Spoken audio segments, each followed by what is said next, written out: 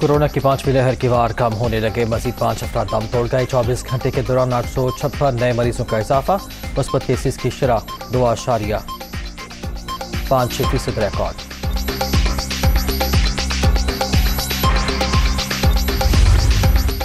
Qalandars PSL 7 की champion बन गए। मुल्तान सुल्तान एजाज का दिफा करने में नाकाम। 181 रन के हदफ का ताक़ुब करती रिजवान 11 138 पर ढेर। Mohammad Hafeez man of the match करार।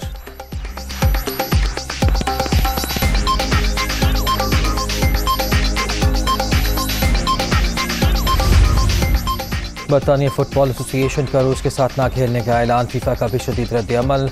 रूसी टीम्स पर ग्राउंड में परचम लाने और कौमी तराने पर पाबंदी लगा दी। रूस की टीमें फुटबॉल यूनियन ऑफ रशिया के तौर पर और न्यूट्रल वेन्यू पर खेल सकती हैं। फीफा का ऐलान।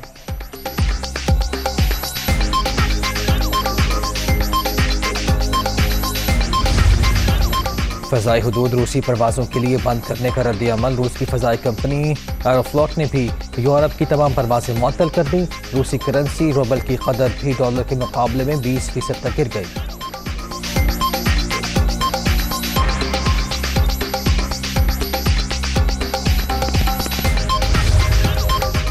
और रूस और यूक्रेन में मुज़ाकरात आज होंगे। मुज़ाकरात के लिए वफ़द भेजने की तस्दीक।